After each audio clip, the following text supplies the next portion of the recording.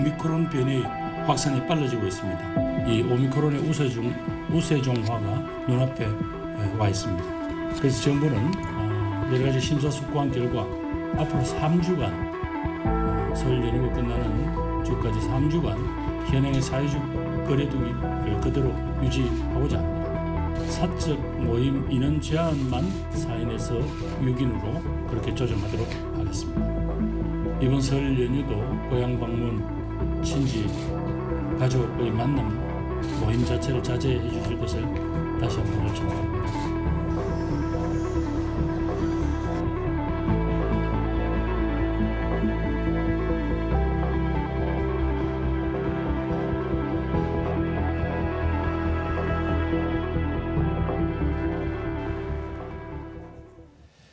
사회적 거리두기 그대로 유지될 것이다. 이런 전망이 많았는데요. 정부가 실제로 그런 내용으로 발표했습니다. 3주 더 연장한다. 다만 사적 모임 인원 지금 4명인데 6명으로 2명을 더 늘리긴 했습니다. 오미크론 변이 바이러스에 대한 대응에 특히 정부가 상당한 역점을 두고 있는 것 같은데 김정기 고려대학교 약학대학 교수님과 함께 이야기를 나눠보도록 하겠습니다. 교수님 어서 오십시오. 안녕하세요.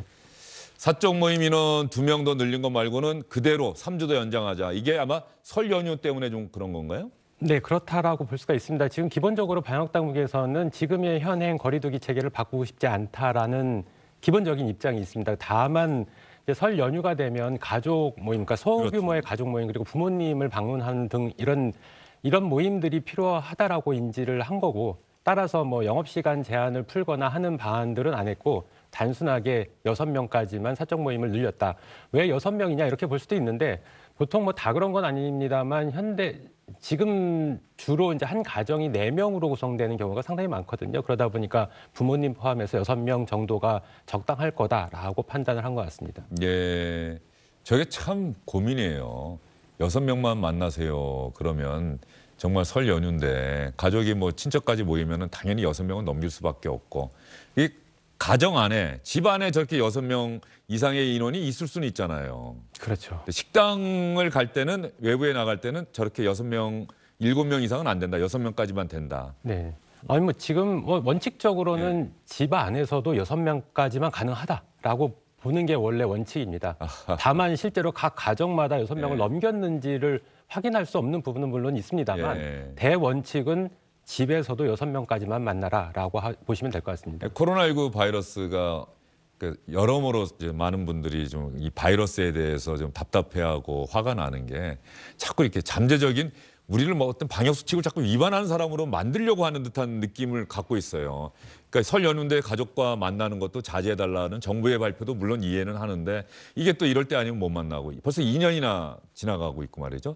매번 이번 설, 이번 추석이 마지막이 됐으면 하는 바람인데 결국은 이번에도 가지 말아달라고 정부는 또 발표를 한 거예요. 네, 이 상황이 뭐 지금 코로나19 팬데믹 상황이니까 어쩔 수 없는 부분이 물론 있다라고 생각을 하는데 일단 뭐 새해 뭐 제가 출연하기 첫 방송이기도 하고 그래서 앞으로의 향후의 전망은 어떻게 보느냐라고 뭐 물어보시면 좀 조심스럽긴 합니다만 제가 보기에는 한 4월 정도가 국내에서의 오미크론 정점에 도달하지 않을까 이렇게 생각을 하고 있고요. 4월이? 예. 이후에 점차 이제 안정화되면서 2분기 끝 무렵에는 지금보다는 상당히 괜찮아질 수 있다라고 생각을 하고 있고 3분기를 넘어가게 되면 그래서 오미크론을 굉장히 효율적으로 잘 극복을 한다라고 하면 아마 팬데믹 종식에 가까워지지 않을까라는 기대를 하고 있습니다. 그래서 다음번 추석 때부터는 조금 더 상황이 진짜로 괜찮지 않을까 이렇게 개인적으로 기대를 하고 있습니다. 조심스럽게 전망해 주셨는데 추석 되면 그러면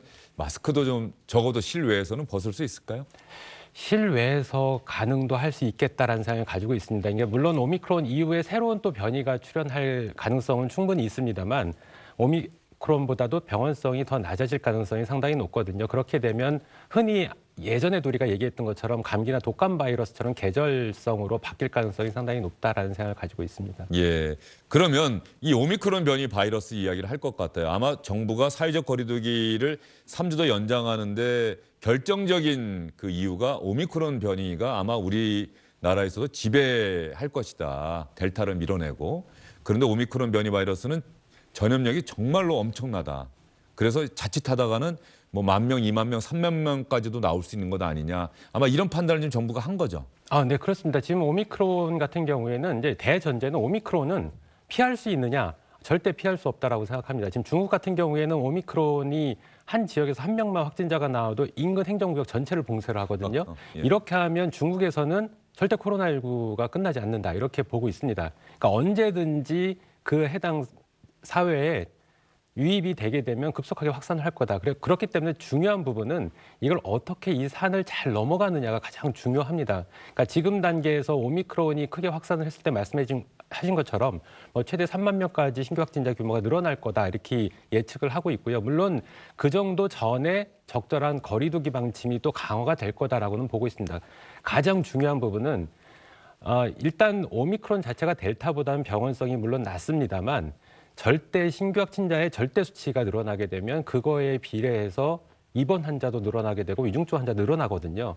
그랬을 때 그 수치를 우리 의료 시스템이 적절하게 대응을 할 수 있나 이게 관건입니다. 그렇기 때문에 확진자가 늘어나더라도 우리 의료 시스템이 감당이 가능하다라고 하면 그거에 맞춰서 적절하게 거리두기를 낮춰주는 것도 필요하겠다. 그래서 어쨌든 우리 국내에서도 오미크론이 한 번은 지나가야지 이거에 향후에 우리 흔히 얘기하는 집단 면역이 형성이 되면서 코로나19 자체를 극복할 수 있을 것이다. 이렇게는 보고 있습니다. 그래서 오미크론 변이 바이러스를 지금처럼 차단하려고 하는 전략으로는 절대 오미크론을 이겨낼 수 없다. 일정 부분 오미크론 변이 바이러스가 확산하는 거를 우리가 그냥 인정하면서 우리의 방역 체계가 의료 체계가 그걸 감당해낼 수 있느냐 이게 결정적인 변수가 될 것이다. 감당해낸다면 큰 문제가 안 될 것이다. 네, 맞습니다. 예. 이건 절대 차단, 그러니까 지금까지 철저하게 지금 해외 입국자에 대해서 철저히 관리를 예. 하고 있는 부분은 우리가 델타 때문에 지난 11월, 12월 굉장히 고생을 했기 때문에 의료 시스템이 상당히 부하가 걸려 있는 그렇죠. 상태거든요. 그래서 우리가 의료 시스템을 재정비하는 시간을 갖기 위해서 차단을 하고 있었던 거고요. 향후에 오미크론이 본격적으로 국내에서 우점화됐을 때 감당이 가능하다라고 하면 델타를 오미크론으로 치환하는 것도 하나의 방법이다. 그리고 그 방법이 오미크론이라는 산을 굉장히 효율적으로 잘 극복해내는 방법 중에 하나다 이렇게는 보고 있습니다. 그래서 정부가 오늘 발표한 내용 중에 앞으로 확진자가 7,000명만 만약에 넘으면 바로 오미크론 대응 단계로 돌입을 할 텐데 제가 아까 눈길이 간 부분이 동네 병의원에서 네. 코로나 확진자 진료 네네. 이 부분이 상당히 눈길이 가더라고요. 그동안 우리 코로나 확진자는 무조건 격리 치료 아니었습니까? 아니면 뭐 집에서 격리하든지 이제 동네 병의원에서 진료를 하라는 게 대면 진료를 하라는 겁니까? 지금 당장 시행될 수는 없다라고 예. 봅니다. 왜냐하면 아직까지도 국내에서 미접종자분들이 그러니까 소아 청소년 포함해서 수백만 명이 달하거든요.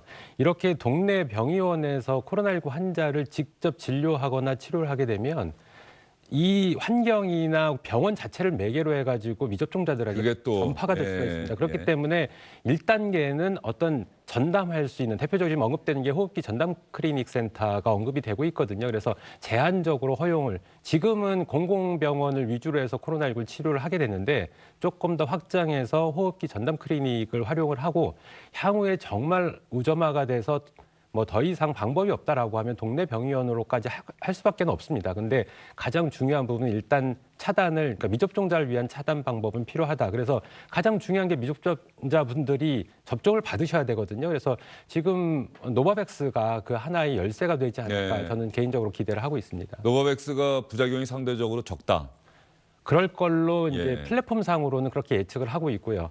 그렇기 때문에 지금 미접종자이신 분들은 대부분 이상 반응 우려 때문에 못 맞고 계시거든요. 그래서 노바백스가 이제 접종이 시작이 되면 단기 모니터링이 분명히 있을 겁니다. 그래서 이 부분은 보건당국에서도 파악을 하겠지만 국민들께서도 직접 경험을 하시거든요. 그래서 안전성이 기존의 mRNA 백신보다 훨씬 높다라고 평가를 받게 되면 수백만 명에 달하는 미접종자분들도 추가로 접종에 들어갈 것이다. 이렇게 예측을 하고 있고 그래야지만 국내에서 집단 면역이 제대로 형성이 되면서 코로나19가 끝날 것이다. 이렇게는 기대를 하고 있습니다. 여기서 궁금해지는 게 의문이 드는 게 백신도 만들어졌고 치료제도 나왔는데 왜 여전히 우리 인류는 전 세계는 코로나19 바이러스에 대해서 긴장을 풀 수가 없는 것인가? 일단 전체가 다 백신을 맞은 게 아닙니다. 네. 그러다 보니까 이제 허점이 계속 있을 수밖에 없고 또 새로운 바이러스고 새로운 백신 형태다 보니까 이게 항체 지속 기간이 상당히 어느 정도 유지가 돼야 되는데 굉장히 짧다. 이런 변수들이 계속 발생을 했습니다. 그리고 지금 뭐 델타나 오미크론처럼 새로운 변이가 계속 발생을 하고 있는데 오미크론은 어쨌든 코로나19 중식으로 가는 마지막 단계라고는 생각을 안 하는데 그 중간 과정에 분명히 있다라고 생각을 하고 있고 마지막 단계라고 생각 안 하세요?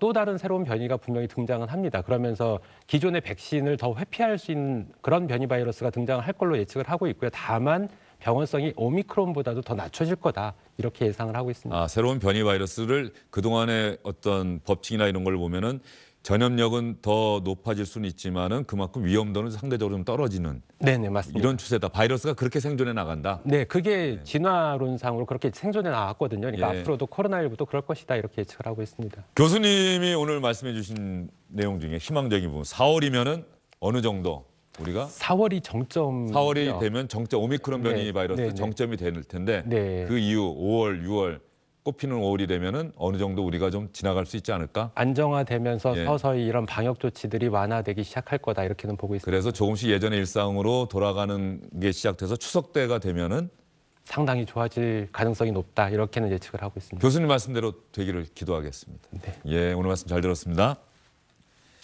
주영진의 뉴스 브리핑 잠시 뒤에 다시 돌아오도록 하겠습니다. Don't tell me you're fine, 'cause I know you're not. Just practice the procedures that you're taught. I know you're losing so much needed sleep. Our hearts are all scarred from this disease. 사회적 거리두기가 3주 더 연장됐습니다. 자영업자분들에게는 또다시 힘든 고난의 시간이 될 것 같습니다. 정말로 많은 분들이 함께 걱정하고 아파하고 있습니다. 어쨌든 우리 사회가 코로나19 상황을 이겨내기 위해서 정부가 이런 결정을 내렸는데요. 이렇게 힘든 시간이 계속됩니다만 그럼에도 불구하고 우리는 결코 희망을 포기해서는 안 되겠죠. 우리가 언젠가는 올해 안에는 코로나 사태를 종식시키고 예전의 일상으로 돌아갈 수 있다는 희망만큼은 결코 포기하지 말아야 되겠습니다. 지난해 7월을 여러분께 전해드렸던 노래입니다. 2년 전에 미국의 한 소녀가 만든 노래인데 노래 제목이 말 그대로 희망입니다.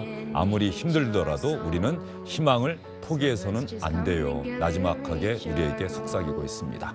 주영진의 뉴스 브리핑 오늘은 여기서 인사드리겠습니다. 고맙습니다.